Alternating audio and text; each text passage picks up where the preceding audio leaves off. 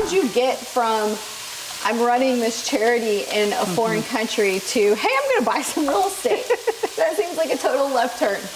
Yeah, well, we actually had already invested in real estate before I decided to kind of actually make it a side hustle for myself. And because we were living in a conflict zone, my husband was going into some of the most dangerous cities. He wrote a book, and then right after that, he went to the city of Fallujah, which has, if you know the history of the war between America and Iraq, in Iraq, it's like some of the most devastating things happened in the city. It was just a really like stronghold for the Iraqi army. And when my husband went, he kind of went under the cover of night without a visa, like without the official visa. The doctors just brought him into a conference and they put him on stage and they said, this is the first American to be on stage or to be in Fallujah without a gun. And it was a really like interesting moment for that city, but really for our lives, because the day before at night, I had put my husband in the Suburban and he left and we didn't know if he was coming back. Like he wrote letters to the kids. He wrote a letter to me. We just didn't know what to expect. I can't imagine how strongly you must feel about your mission in order to be willing to do something like that. Like the sacrifices and the stress of the maybe what ifs that could happen to your husband, to your kids. And it's almost like being a missionary, only you're not a missionary. I mean, we walked that path and then we shifted really to meet physical needs of people because we felt like that was so important. And the mission was important because to us, it's for the good of the future of humankind, right? There's the one that gets helped, but then there's like, how does it bring us all together in the future that was so important to us? But what I realized in that moment is I couldn't keep doing that. Now that our children, we had 2 kids, I couldn't keep doing that without some kind of safety net. And so we had a conversation that we would take all of his book advance and invest it in some property in America. Meaning when he wrote the book, he got an advance from the publisher. You used that cash to buy your first real estate investment. And so we took that cash, plus we added everything we had in savings, and we bought like a townhome in Waco, Texas, near Baylor campus, because we knew it would always have students coming in every year. And that was like the safety net. If something happened to Jeremy while he was out or to me while I was out, then the other parent could always take the kids back to Texas and have like some income to live off of while building whatever the next season of life would be. And so real estate was initially, it was the safety net, it was the investment. So let's talk about it a little bit. You paid how much for this first townhouse? We paid $63,000. Oh my gosh. Okay, how many years ago was that? That was like, I think 2012 or 2013. Okay, so like 13-ish years ago. Yes. Do you know what it's worth now?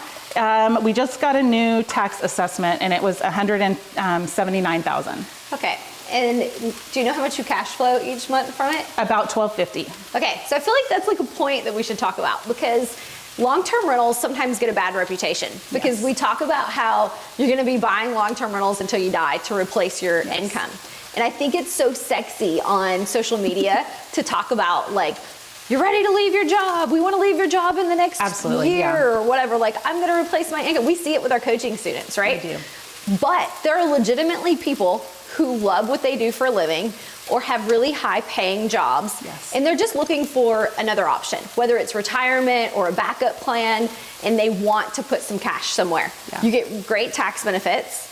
And then you have this paid off property that you've had to do, you have it with the management company? It's with a management company, and I forget about it. Like, I really do forget about it until the monthly statement comes in or something, and I'm like, oh yeah, we have that. In fact, when I apply for loans, like I forget to list the property, and my husband or my CPA is always reminding me, what about the Waco property? So because you're essentially getting like $14,000 a year from that. Yes. And you don't even think about it. It's truly passive for you. Absolutely. In fact, I saw it for the first time last year in 2024. You haven't even seen it yet. Okay. Yeah. So if somebody truly enjoyed their job but wanted extra income or a backup plan, every couple years once you've saved up your money, you could buy a property like this. And eventually when it's time to retire, you have your entire income still coming in every month. That's right. There's a book called Small But Mighty Yes, Investor. I love Small But Mighty. By Chad Carson. And it kind of talks about this. Like, everyone doesn't have to have these like private jet goals. To literally have a few small properties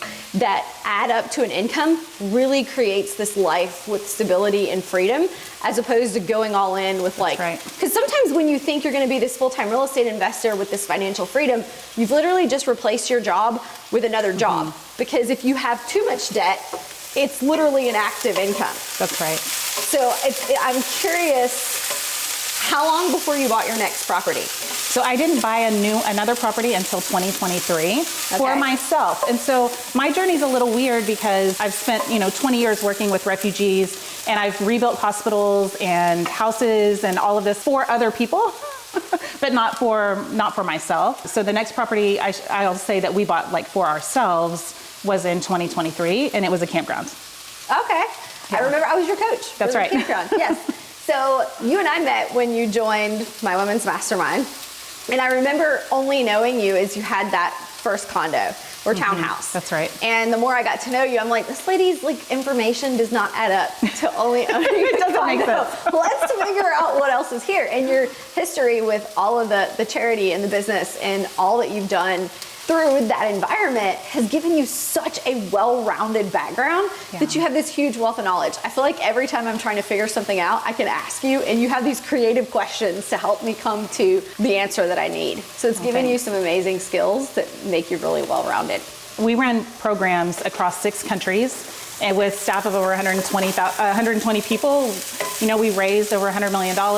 We ended up like learning along the way and figuring things out as they go. And I love when I get the opportunity to share that knowledge or ask about the things that I encountered along the way.